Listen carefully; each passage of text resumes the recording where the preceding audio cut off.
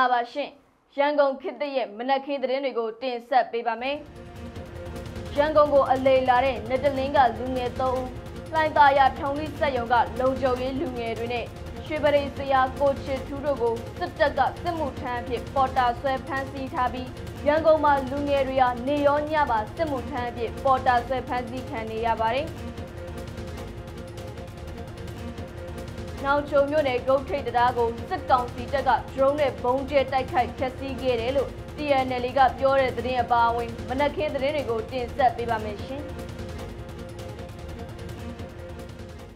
ပထမဆုံးတင်ဆက်ပေးမယ့်သတင်းကတော့ရန်ကုန်ကိုအလဲသွားတဲ့နတလင်းကလူငယ်3ဦးလှိုင်သာယာစက်ရုံကလုံခြုံရေးလူငယ်တွေနဲ့ရွှေပရိလောက်ကိုင်သူကိုချစ်ထူးတို့ကိုစစ်တပ်နဲ့ပြူစောထီတွေကစစ်မှုထမ်းအဖြစ်ပေါ်တာဆွဲဖမ်းဆီးသွားပြီးရန်ကုန်မြို့မှာလူငယ်တွေတောက်လျှောက်ဆိုသလိုဖမ်းဆီးခံနေရတယ်လို့ဖမ်းဆီးခံရသူလူငယ်တွေရဲ့မိဘဆွေမျိုးတွေစီကနေသိရပါတယ်။ပြီးခဲ့တဲ့ဩဂတ်စ်လ1ရက်နေ့နတလင်းမြို့နယ်ကနေရန်ကုန်မြို့ကိုလာရောက်အလုပ်လုပ်နေကြတဲ့လူငယ်3ဦးဟာရုတ်တရက်အဆက်အသွယ်မရတော့ပဲပျောက်ဆုံးသွားပြီးမိဘတွေကလိုက်လံရှာဖွေကြမှာပဲလူငယ်3ဦးစလုံးကိုစစ်မှုထမ်းအဖြစ်ပေါ်တာဆွဲဖမ်းဆီးခံလိုက်ရတယ်ဆိုတာနဲ့သူတို့ကင်ဆောင်ထားတဲ့မကွေးမပုံနဲ့ရှစ်မြင်းဆောင်ကိုစစ်တပ်ကစစ်ဆေးရင်းနဲ့စစ်မှုထမ်းအဖြစ်ဖမ်းဆီးခံခဲ့ရတာကိုသိရတယ်လို့မိတ်ဆွေတွေကပြောပါတယ်။အခုလိုပဲရန်ကုန်တိုင်းလှိုင်သာယာမြို့နယ်ရွှေလင်ပန်းစက်မှုစုံတရုတ်ပိုင်နဲ့ထုံလီစက်ရုံမှာအလုပ်လုပ်နေကြတဲ့လုံခြုံရေးလူငယ်တွေဟာဩဂတ်စ်လ15ရက်နေ့ကစက်ရုံကိုလာရောက်အလုပ်လုပ်ချိန်လမ်းမှာပဲစစ်တပ်နဲ့ပြူစောထီတွေကဝင်ရောက်ဖမ်းဆီးသွားခဲ့ပြီးအဲ့ဒီဖမ်းဆီးခံရတဲ့လူငယ်တွေကိုလွတ်မြောက်ရေးစက်ရုံကလိုက်လံစုံစမ်းတဲ့အခါမှာပဲစစ်တပ်ကစစ်မှုထမ်းအဖြစ်ဖမ်းဆီးသွားတာကိုသိရတာပါရန်ကုန်မြို့ပေါ်မှာစစ်တပ်ကလူငယ်တွေကိုပေါ်ပေါ်တင်တင်ပေါ်တာဆွဲဖမ်းဆီးနေပြီးအလုတ်သွားအလုတ်ပြန်အချိန်တွေညပိုင်းအချိန်တွေနေအိမ်တွေမှာဧည့်စင်းစစ်ခံရပြီးဖမ်းဆီးခံရတာတွေကဇက်တိုက်ဖြစ်ပေါ်နေတယ်ဆိုတာကိုရန်ကုန်ခေတ်သစ်သတင်းဌာနကစုံစမ်းသိရှိရပါတယ်ယူဇနာဦးရေမျိုးတော်အိမ်ယာဝင်းမှာနေထိုင်တဲ့အသက်29နှစ်အရွယ်ရွှေပရိလောက်ကိုင်နေတဲ့ရခိုင်လူမျိုးကိုချစ်ထူးကိုစစ်ကောင်စီတပ်ဖွဲ့ဝင်တွေကမြောက်တကုံကိုတွားတဲ့အပြန်လန်းကားမတ်တိုင်မှာပဲစစ်ကားကဝင်ရောက်ဖမ်းဆီးသွားပြီးမြောက်တကုံအထွေထွေအုပ်ချုပ်ရေးရုံးကိုခေါ်ယူသွားကမိသားစုတွေကိုဖုံးဆက်ပြီးငွေကျပ်300နဲ့ပြန်ရွေးဖို့အကြောင်းကြားခဲ့တယ်လို့မိသားစုနဲ့နှီးစပ်သူတို့ကပြောပါတယ်ကိုချစ်ထူးမှာစစ်မှုထမ်းပါတယ်ဆိုပြီးစစ်ကောင်စီတပ်ဖွဲ့ဝင်တွေကမြောက်တကုံထွေအုပ်ရုံးကနေတိုက်ကြီးမြို့အမှတ်1လေးကျင့်ရေးတင်နန်းကျောင်းကိုပို့လိုက်ကြကမိသားစုဝင်တွေကကိုချစ်ထူးကိုပြန်ရွေးနိုင်ဖို့အတွက်ငွေချင်းငါပြီးစီစဉ်ခဲ့ပေမဲ့လည်းရက်နောက်ကျသွားတာကြောင့်ပြန်ရွေးခွင့်မရလိုက်ဘူးလို့သိရပါတယ်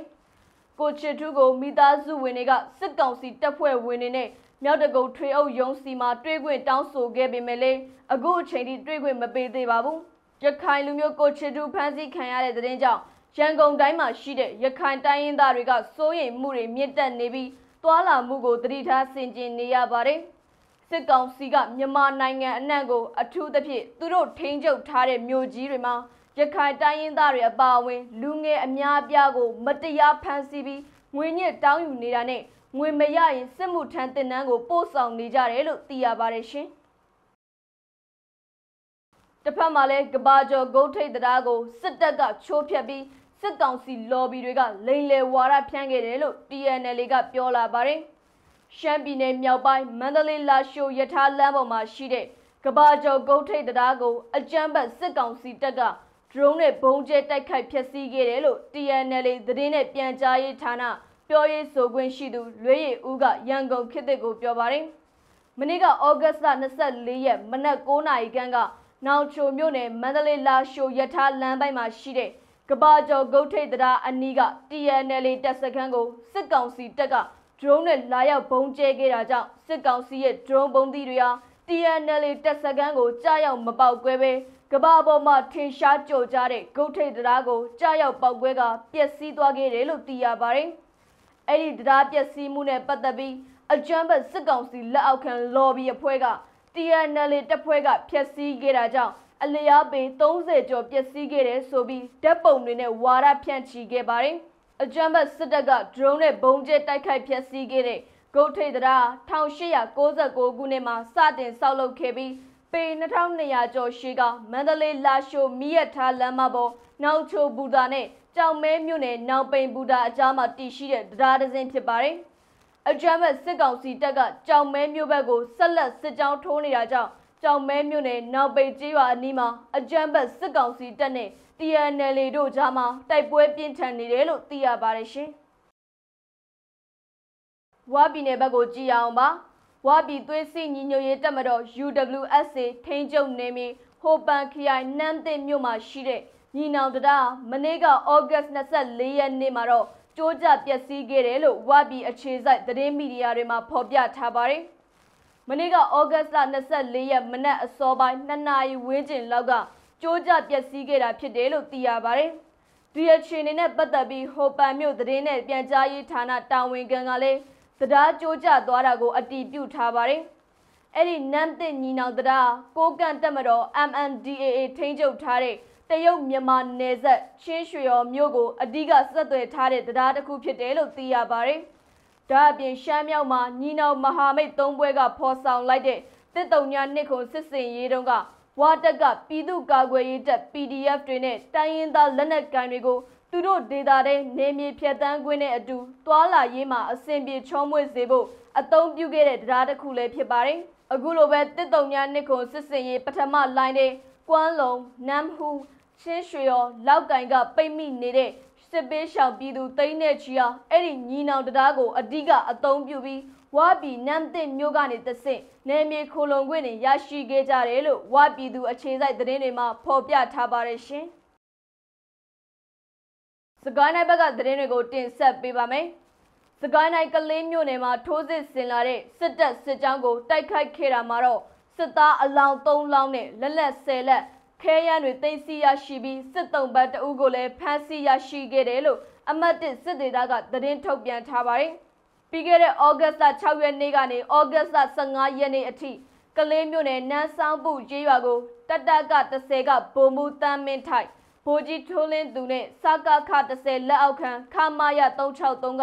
ဗိုလ်ကြီးဝင်းမင်းစိုးတို့ဦးစီးတဲ့ခံမှန်းအင်အား120ကျော်ရှိတဲ့စစ်တပ်စစ်ကြောင်းကထိုးစစ်ဆင်လာတာကြောင့်ပြည်သူ့ကာကွယ်ရေးတပ်ရင်းတပ်ဖွဲ့တွေကတိုက်ခိုက်ခဲ့ကြတာမှာတော့စစ်သားအလောင်း3လောင်းရရှိခဲ့ပြီးစစ်တုံးဘတ်တအုပ်ဖမ်းမိခဲ့တယ်လို့သိရပါတယ်။တိုက်ပွဲအတွင်းမှာစစ်တပ်ရဲ့လက်နက်မျိုးစုံ10လက်နဲ့ခဲယမ်းမီးကျောက်တွေသိမ်းဆည်းရရှိခဲ့တာမှာတော့ MG42 တလက် BA100 တလက် MA4 တလက် MAE 2လက် MA1 2လက် MA3 2လက် G3 တလက် MG42 ပြောင်းပို့2ခု RPG ဒုံးသီး5ခုကြီးပေါက်မျိုးစုံ12ခုအပါအဝင်ခဲယမ်းမျိုးစုံသိမ်းဆည်းရရှိခဲ့ပါတယ်။10ရက်ကြာတိုက်ပွဲကိုတော်လန်ရေးဘက်ကအမှတ်9အထူးလှုပ်ရှားတပ်ရင်းအမှတ်6အထူးလှုပ်ရှားတပ်ရင်းကလေးခရိုင်အမှတ်4တပ်ရင်းကလေးခရိုင်အထူးစစ်ကြောင်း PDF နဲ့ပကဖကလေးမြို့နယ်ပကဖကလေးဝမြို့နယ်ပကဖမင်းကင်းမြို့နယ်ပကဖ PDF ဇိုလန်ဒရုန်းတင်းတို့ပူးပေါင်းတိုက်ခိုက်ခဲ့တယ်လို့သိရပါတယ်ရှင်။နောက်ထပ်စကိုင်းတိုင်းဘက်ကသတင်းကိုပဲဆက်ပြောပြပါမယ်။စကိုင်းတိုင်းကပ်ဘလူမြို့နယ်အတွင်းမှာအကြမ်းဖက်စစ်ကောင်စီရဲ့အတူရောင်ရွေးကောက်ပွဲပြုလုပ်ဖို့ကိုလုံးဝလက်မခံပဲရွေးကောက်ပွဲဝင်မဲ့သူတွေနဲ့ကူညီမဲ့သူတွေရဲ့လုံခြုံရေးကိုလုံးဝအာမခံချက်မပေးနိုင်ဘူးလို့ကပ်ဘလူမြို့နယ်ပြည်သူ့အုပ်ချုပ်ရေးအဖွဲ့ကကြေညာလိုက်ပါတယ်။ကပ်ဘလူမြို့နယ်အတွင်းကမြို့နယ်ကျေးရွာပေါင်း269ရွာတည်ရှိပေမဲ့လည်းအကြမ်းဖက်စစ်တပ်ထိန်းချုပ်ထားဆဲဖြစ်တာကမြို့နယ်34ရွာသာရှိပြီးတော်လန်ရေးအင်အားစုတွေဟာကျေးရွာပေါင်း235ရွာကိုစိုးမိုးထိန်းချုပ်ထားနိုင်တယ်ဆိုတာလဲထုတ်ပြန်ချက်မှာပါပါတယ်။ဒါကြောင့်ကံဘလူမြို့နယ်ဟာအကြမ်းဖက်စစ်ကောင်စီအတူရောင်ရွေးကောက်ပွဲပြုလုပ်ဖို့အတွက်တရားမဝင်လှုပ်ဆောင်ဖို့ကိုစီစဉ်နေတဲ့မြို့နယ်တွေမှာပါဝင်နေပေမဲ့လည်းရွေးကောက်ပွဲပြုလုပ်ဖို့လုံးဝမဖြစ်နိုင်ဘူးဆိုတာကိုသိစေချင်ပါတယ်လို့ကံဘလူပြည်သူ့အုပ်ချုပ်ရေးအဖွဲ့ကသတိပေးထားပါတယ်။အကြမ်းဖက်စစ်အုပ်စုရဲ့အတူရောင်ရွေးကောက်ပွဲကိုလုံးဝလက်မခံပဲစစ်အုပ်စုရဲ့ရွေးကောက်ပွဲမှာပါဝင်ရွေးချယ်ခံမဲ့သူတွေနဲ့ရွေးကောက်ပွဲဖြစ်မြောက်ဖို့အတွက်ကူညီဆောင်ရွက်ပေးသူတွေကိုလုံခြုံရေးအာမခံချက်မပေးနိုင်ဘူးလို့ဆက်လက်သတိပေးထားပါတယ်။ဒါအပြင်အကြမ်းဖက်စစ်ကောင်စီရဲ့ထိန်းချုပ်နယ်မြေတွေမှာမလွဲမရှောင်သာနေထိုင်နေကြရတဲ့ပြည်သူတွေအနေနဲ့လေအတူရောင်ရွေးကောက်ပွဲကိုစတင်ဖို့နီလန်းတွေရှိပြီးမလွဲမရှောင်သာအခြေအနေမှာအတင်းအားဓမ္မမဲပေးရတဲ့အခါတွေမှာလေ မထောက်ခံတဲ့မဲပေးခြင်းကိုလှုပ်ဆောင်နိုင်တယ်လို့ကမ်ဘလူပြည်သူ့အုပ်ချုပ်ရေးအဖွဲ့ကတိုက်တွန်းထားပါတယ်ရှင်။ပဲခူးတိုင်းဘက်ကိုကြည့်အောင်ပါ။ပဲခူးတိုင်းရွှေကျင်မြို့နယ်ဒုံစစ်ကြီးရွာမှာရှိတဲ့အကြမ်းဖက်စစ်တပ်စစ်ဆေးရေးဂိတ်ကိုဝင်ရောက်တိုက်ခိုက်ခဲ့တာမှာတော့စစ်ရာရှိတဦးအပါအဝင်စစ်သား2ဦးသေဆုံးခဲ့တယ်လို့ People United Front ရဲ့ပြောရေးဆိုခွင့်ရှိသူကိုခန့်တော်ကရန်ကုန်ခေတ်သစ်ကိုပြောပါတယ်။မနေ့ကဩဂတ်စ်လ24ရက်နေ့မနက်3:10မိနစ်ခန့်အချိန်မှာရွှေကျင်မြို့နယ်ဒုံစစ်ကြီးရွာအခြေဆိုင်ခမာရ989တပ်ရင်းရဲ့အထိုင်ကျစစ်ဆေးရေးဂိတ်ကိုပြည်သူ့ညီညွတ်ရေးတပ်ဦးအမှတ်81တပ်ဖွဲ့နဲ့အတူဒေသတော်လှန်ရေးတပ်ဖွဲ့တွေကဝင်ရောက်တိုက်ခိုက်ခဲ့တာကြောင့်အကြမ်းဖက်စစ်အရာရှိတဦးအပါအဝင်စစ်သား2ဦးသေဆုံးက10ယောက်ထိခိုက်ဒဏ်ရာရရှိခဲ့ပြီးတော်လှန်ရေးတပ်ဖွဲ့တွေကတော့အထိခိုက်မရှိပြန်လည်ဆုတ်ခွာနိုင်ခဲ့ပါတယ်။အဲ့ဒီဂိတ်စကန်ကကြေးရွာချင်းဆက်လန်းတွေကိုပိတ်ဆို့တာလူသွားလမ်းလာပြည်သူတွေကိုမတရားဖမ်းဆီးငွေညစ်တာအတင်းအာဓမ္မစက်ကြေးကောက်ခံတာနဲ့လူငယ်တွေကိုအတင်းအကျပ်စစ်သားစုဆောင်းနေတာတွေကြောင့်တိုက်ခိုက်ခဲ့တာလို့သိရပါတယ်ရှင်။အခုနောက်ဆုံးတင်ဆက်ပေးမယ့်သတင်းကတော့မကွေးတိုင်း6မြို့အနော်ရထားတရားဂိတ်တာဝန်ခံဗိုလ်မှူးရဲသွေးထွန်းကတရားပေါ်ဖြတ်တန်းတဲ့ကားနဲ့ရင်တွေကိုသာမကတရားအောက်ကနေဖြတ်တန်းနေတဲ့စက်လေနဲ့သင်္ဘောတွေကိုပါစက်ကြီးအစမတန်တောင်းခံနေတယ်လို့ဒေသသတင်းရင်းမြစ်တွေကရန်ကုန်ခေတ်သစ်ကိုပြောပါတယ်။6မြို့အနော်ရထားတရားဂိတ်မှာလုံခြုံရေးအတွက်တာဝန်ယူထားတဲ့ဗိုလ်မှူးရဲသွေးထွန်းကအနော်ရထားတရားပေါ်ဖြတ်တန်းတဲ့ကုန်တင်ကားတွေနဲ့စီကားတွေခရီးသည်ကားတွေစတဲ့ကားတစ်စီးကိုငွေကျပ်3သိန်းတောင်းခံတဲ့အပြင်အိမ်စီးကားတွေဆိုင်ကယ်တွေကိုလည်းအကြောင်းအမျိုးမျိုးပြကစစ်ဆေးပြီးငွေညစ်တာတွေလူငယ်တွေကိုကားပေါ်ကနေဆွဲချပြီးပေါ်တာဆွဲဖမ်းဆီးငွေညစ်တာတွေနဲ့စစ်မှုထမ်းလူစားထိုးအဖြစ်ရောင်းစားတာတွေဗိုလ်မှူးရဲသွေးထွန်းတဲ့အဖွဲ့ကလှုပ်ဆောင်နေတယ်လို့သိရပါတယ်။ဒါအပြင်အနော်ရထတရားအောက်ကနေဖြတ်တန်းတဲ့စက်လေတွေသင်္ဘောတွေကိုလည်းဗိုလ်မှူးရဲသွေးထွန်းအမိန့်နဲ့စက်ကြီးကောက်ခံနေပြီးကုန်မပါရင်သင်္ဘောတစ်စီးကို3သိန်းနဲ့ကုန်တစားတင်ဆောင်လာရင်တော့စက်လေနဲ့သင်္ဘောတစ်စီးကိုငွေကျပ်5သိန်းကောက်ခံနေတာပါဗိုလ်မှူးရဲသွေးထွန်းတဲ့အဖွဲ့ကအနော်ရထားတရားဂိတ်ကနေတရားမဝင်ကုန်စည်တွေဖြတ်တန်းခြင်းရင်လဲလိုင်းကျေးရယူပြီးခွင့်ပြုနေတဲ့အပြင်လိုင်စင်မဲ့ကားတင်သွင်းတဲ့သူတွေနဲ့ချိတ်ဆက်ပြီးတော့မိထီလာကနေစိတ်ဖြူအထီကိုလိုင်စင်မဲ့ကားတစ်စီးကိုငွေကျပ်330နဲ့တည်ယူပို့ဆောင်ပေးနေပါတယ်အကြမ်းဖက်စစ်တပ်က6မြို့အနော်ရထားတရားဂိတ်မှာလက်နက်ခဲယမ်းစေဝါရိတ်ခါ73စီအပါအဝင်လူသုံးကုန်ပစ္စည်းတွေတင်သွင်းမှုတွေကိုတင်းကြပ်စီစစ်ရေးမူဝါဒချမှတ်ထားတာမှာတော့တာဝန်ကျဗိုလ်မှူးရဲသွေးထွန်းအတွက်ငွေရှာပေါက်စားခွင့်ကြီးတစ်ခုအဖြစ်ငွေကြေးတွေကိုအစမတန်တောင်းခံနေတယ်လို့ခရီးသည်တင်ကုန်ကားအတိုင်းဝိုင်းကပြောပါတယ်ရှင်။ဒါကတော့ရန်ကုန်ခေတ်သစ်ရဲ့မနက်ခင်းသတင်းတွေကိုတင်ဆက်ပေးခဲ့တာပါ။ကြည့်ရှုပေးခဲ့ကြတဲ့အတွက်ကျေးဇူးတင်ပါတယ်ရှင်။ကျွန်မကတော့ရှားပါ။